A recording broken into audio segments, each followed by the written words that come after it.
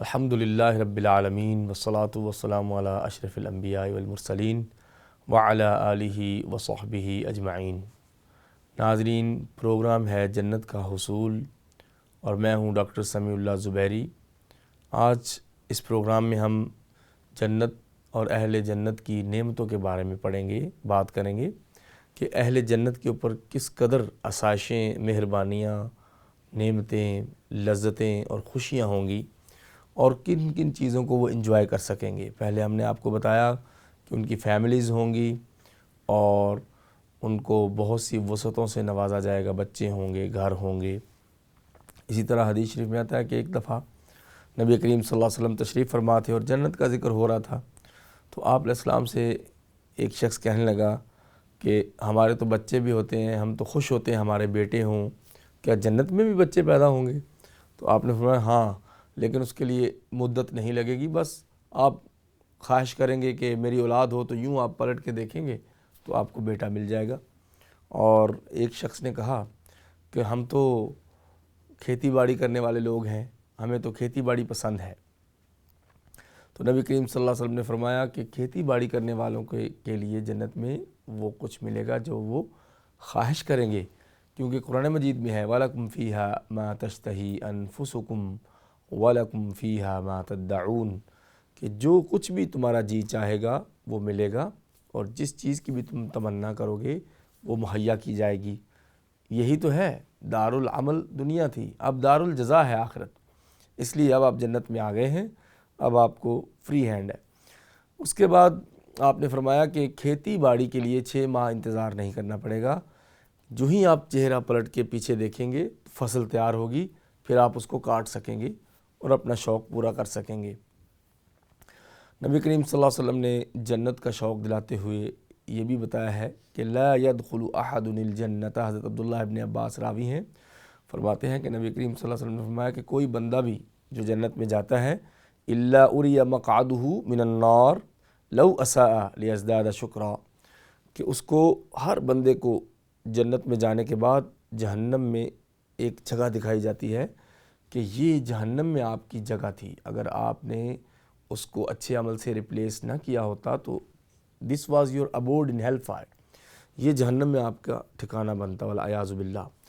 لیکن آپ نے نیک عمل سے اللہ کو خوش کر کے نبی کریم صلی اللہ علیہ وسلم کی زندگی کے مطابق زندگی گزار کے اور اللہ تعالیٰ کی بات مان کے اطاعت کر کے آپ نے زندگی گزاری، لہٰذا ایک آپ نے کام کر لیا اور ایک ہم کریں گے، لہٰذا اب آپ کا وہ ٹھکانہ نہیں بلکہ جنت ہے۔ لیکن یہ کیوں دکھایا جائے گا؟ لیزداد شکرا، تاکہ وہ شکر کرے اور وہ کہے الحمدللہ الذی اذھب عنا الحزن، وہ کہے اللہ تیرا شکر ہے کہ یہ غم اور مصیبت اور پریشانی اور سختی آپ نے ہم سے دور کروائی۔ اسی طرح حدیث میں آتا ہے کہ جنت کے اندر بازار بھی ہوں گے، جس طرح دنیا میں ہم بازاروں میں پھرتے ہیں تو جنت میں بھی جی چاہے گا کہ ہم یہ کام کریں۔ نبی کریم صلی اللہ علیہ وسلم نے فرمایا کہ ہر جمعہ کے دن، جس طرح یعنی ہر 7ویں دن کے ٹائم پیریڈ سے وہاں پہ بازار لگا کریں گے، خوبصورت چیزیں ہوں گی، بس لوگ پھریں گے، قیمت تو کسی چیز کی نہیں دینی پڑے گی، کوئی اٹھا لیا رکھ لیا، بہت سی خوبصورت چیزیں ہوں گی، خوشبوئیں ہوں گی، انجوائے کریں گے، پھول ہوں گے۔ تو وہ بازاروں میں جائیں گے، اس کے بعد جب گھر واپس آئیں گے تو گھر والے کہیں گے واللہ ازددتم حسنا وجمالا، وہ کہیں گے آپ حسن و جمال میں واللہ بہت بڑھ گئے ہیں۔ اسی طرح بندہ بھی اپنی بیوی کو یہی جواب دے گا، اور جنت میں یہ بازار ہیں۔ اور جو سب سے بڑی بات ہے وہ یہ ہے کہ ہر شخص کو اللہ پاک اپنا دیدار کروائیں گے 7ویں دن، اور جو فجر اور عصر کی نماز باقاعدہ و جماعت کے ساتھ پڑھتا ہے اس کی فضیلت یہ ہے کہ اس کو اللہ پاک روزانہ اپنا دیدار کروائیں گے۔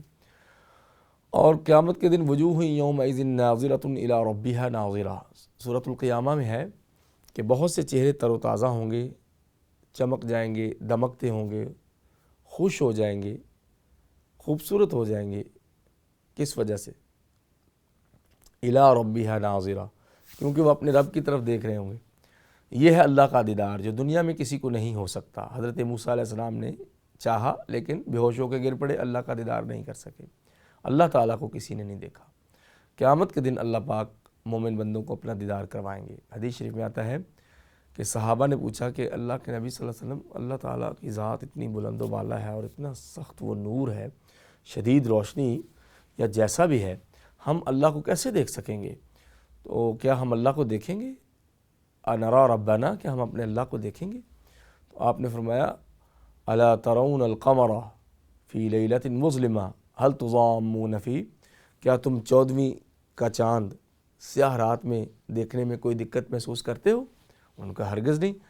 فرمایا کذا ترون ربکم لا تضامون فی، اسی طرح تم اپنے رب کو اس سے بھی زیادہ چمکدار اور خوبصورت اور واضح دیکھو گے، اور اس میں کبھی بھی تمہیں بالکل بھی کوئی حجاب نہیں ہوگا اور کوئی دقت نہیں ہوگی۔